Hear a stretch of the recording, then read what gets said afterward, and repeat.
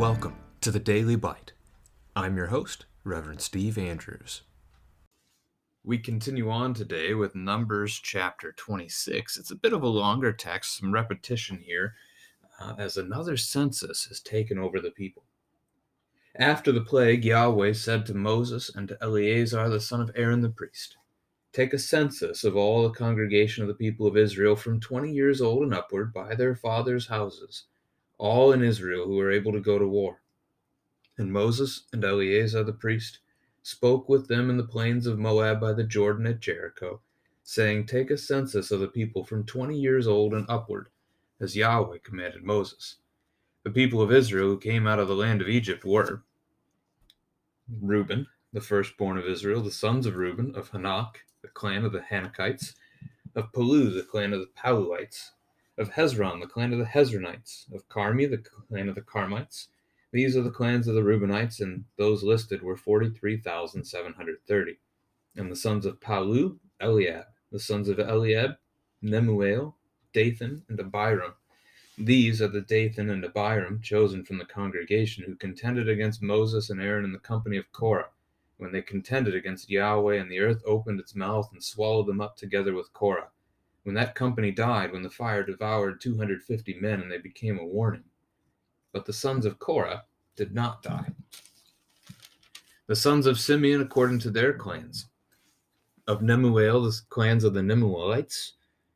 Of Jamin, the clan of the Jaminites. Of Jachin, the clan of the Jachinites. Of Zerah, the clan of the Zerahites. Of Shaul, the clan of the Shaulites. These are the clans of the Simeonites, 22,200.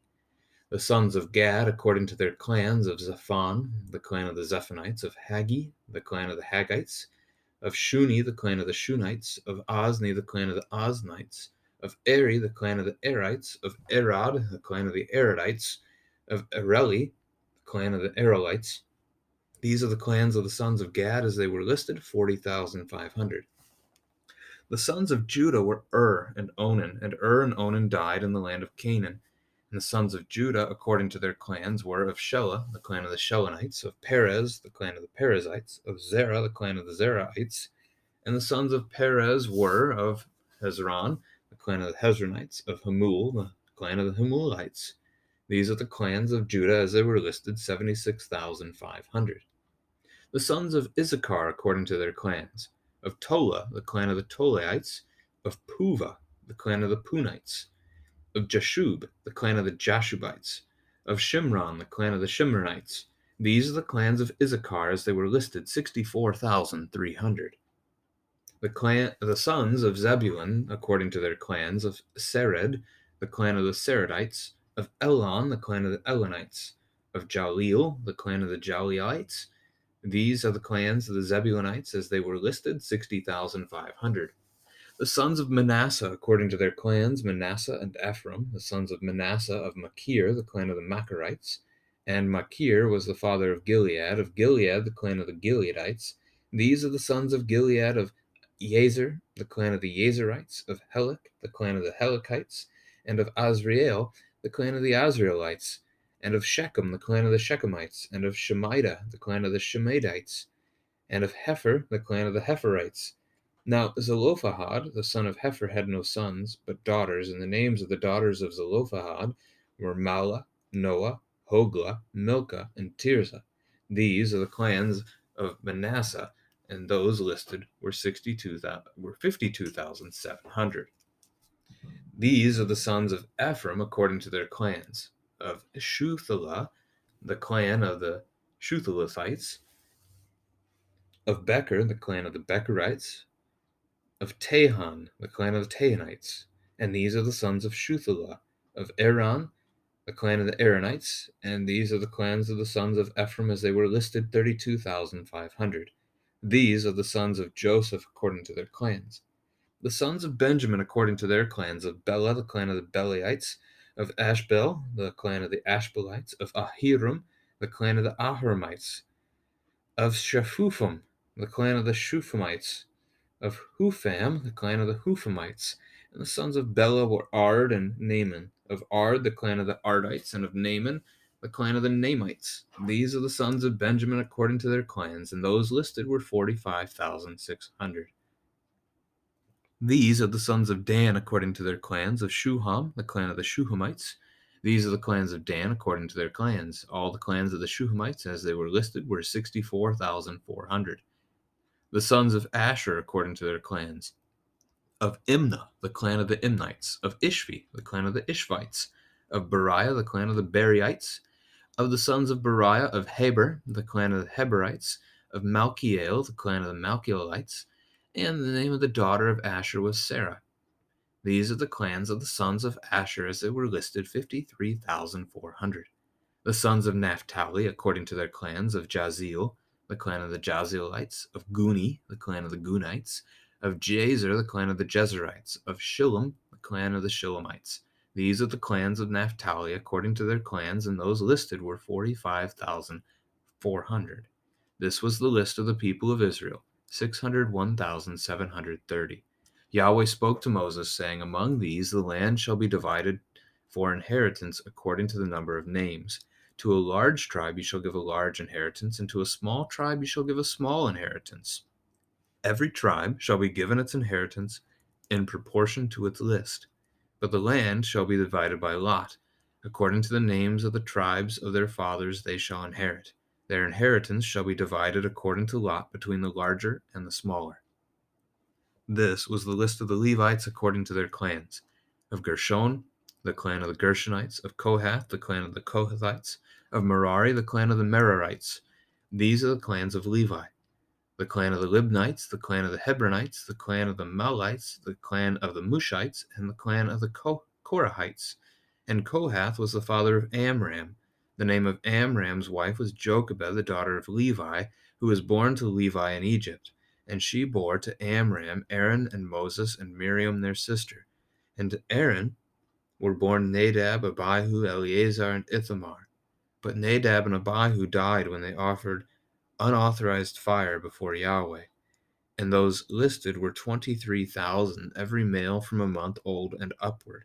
For they were not listed among the people of Israel, because there was no inheritance given to them among the people of Israel. These were those listed by Moses and Eleazar the priest, who listed the people of Israel in the plains of Moab by the Jordan at Jericho. But among these, there was not one of those listed by Moses and Aaron the priest, who had listed the people of Israel in the wilderness of Sinai. For Yahweh had said of them, They shall die in the wilderness. Not one of them was left, except Caleb the son of Jephunneh and Joshua the son of Nun. This is the word of the Lord. Unlike normal, we kind of walk our way through the text. We're going to actually start from the back of this text and work our way forward. So that paragraph, starting at verse 63, this census that we read here, this census is taken by Moses and Eleazar right as the Israelites are about to finally receive the promised land. They're going to enter it. They're going to receive what God has been promising to their family for literally hundreds of years, going all the way back to Abraham, roughly 700 years earlier, because this is going to be about 1406 when they enter the promised land. And I think it's 2166 when Abraham's born, if I remember my dates correctly. So that's, I don't know how old Abram was when he was 75 when God called him. So we do know that. So 2166 minus 1406 would be 760 minus 75. 685 years later, I think, if I did my math right. That's an old promise. God had promised the promised land to Abram's family, and here we are.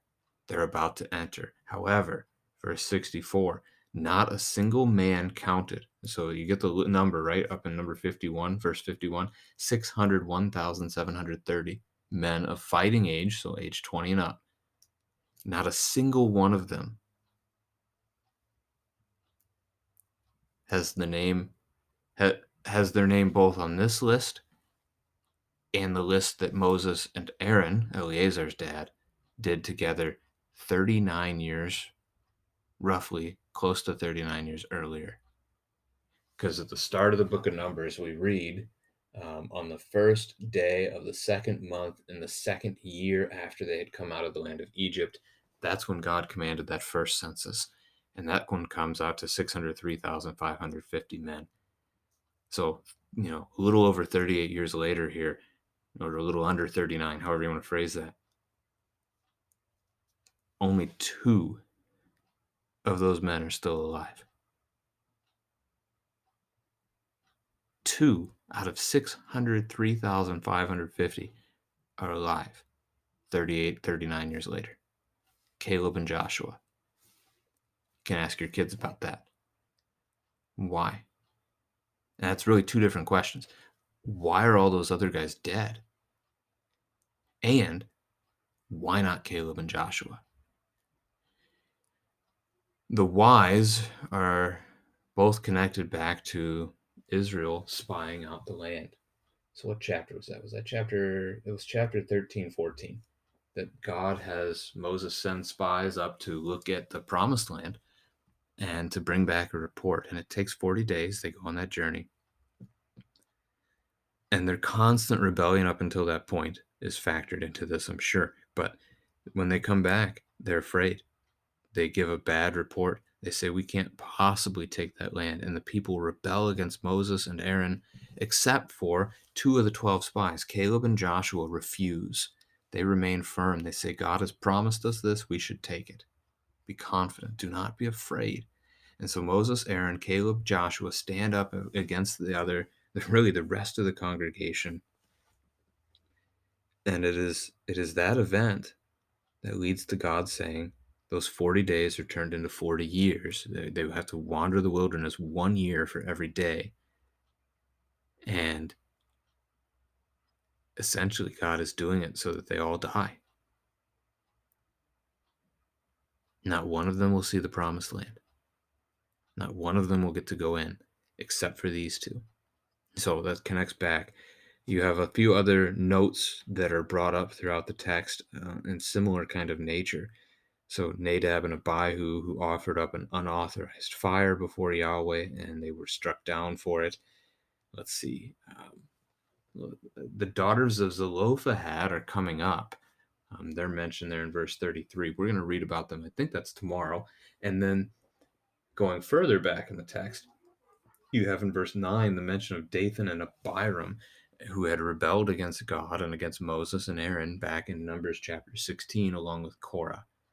So a few rebellions are mentioned, and then also the random account of the daughters of Zelophehad. That's the only positive kind of interbreaking of the text here. Now, as you look at this list, so they take their census. It's the second census. They do it east of the Jordan River, so they haven't quite crossed over. They haven't gone in yet. It's every male 20 years and upward. Same parameters as the first census was. You can see the numbers, and I'll just give them to you. You can compare numbers between chapter 1 and now chapter 26. Reuben's clan is down about 3,000 people. The Simeonites are down 37,000 people. Gad down 5,100. Judah up 1,900. Issachar up almost 10,000, looks like 9,900. Zebulun up 3,100. Joseph's descendants, so Manasseh, up significantly. They're 20,500. While Ephraim is down 8,000. Benjamin's tribe is up 10,200. The Danites are up 1,700. The clan of Asher also up 11,900. Naphtali down 8,000. In total, it's down not quite 2,000 people. It's a little bit harder of a number there. 1,820. After 38, 39 years of living in the wilderness as a nomadic people, moving from place to place, having nowhere to call their own, having nowhere to plant a harvest, a crop to harvest, having nowhere to raise their livestock on pasture land, God has cared for them. I mean, they still have 601,730 able-bodied, fightable men. Simeon dropped the most, 62.5%. Manasseh went up the most, about 64%, and Judah is still the largest tribe at this point. So God's faithfulness is here, even in the midst of all the people's rebellion, even though plagues have struck them multiple times. God has still provided for his people. He has still increased their number in the faithful tribes, the more faithful tribes, I should say. And here we are.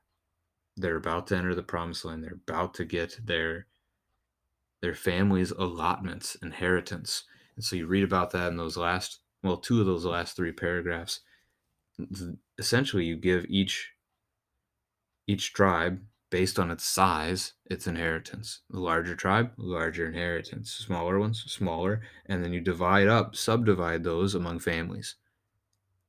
That is then their family's land perpetually moving forward. This is a big deal as Israel is going to continue on for the next few hundred years, several hundred years. And it's what, again, we have a conversation around tomorrow with the daughters of Zelophehad, because he had no sons to carry on his inheritance. We have the mention of Aaron and Moses and Miriam, their parents, Amram and Jochebed. They're also named by name in Exodus chapter 6, verse 20. So we see them twice. The last note here is that the Levites are separate from this clan list because there is no inheritance for them, verse 62. That's a reflection of chapters 3, 4, and 18. The idea that for the priests themselves, Aaron's descendants, Yahweh is their inheritance. He is their portion. And for the rest of the clan of Levi, the tithe that the rest of the people bring to God's house, that is their portion that will maintain them and their family. They are to care for the Lord's house and for the holy things for that point forward, rather than being herdsmen, farmers, whatever else the rest of the Israelite community was doing. So a lot of review in this one, and your questions really coming out of the back end of this and reflecting, really a chance to reflect on the history of the book and a little review with your kids. And also, if you're going to pick up on something in the text itself, that idea of God's faithfulness, even though Israel has rebelled constantly, can be connected to God's faithfulness to us, even though we rebel constantly against him. He continues to forgive us. He continues to love us. And that promise is, it just as they have a promised land that they're now inheriting, we have a promised land that he is giving to us, as Jesus, ascending into heaven, before ascending, tells his disciples. Well, this is John 14, I think, if I recall correctly, that where he is going, he's preparing a place for us. And so we know that his promises are true. There is a promised land, a paradise that awaits us, and that God is faithful, and he will see us to it. Amen.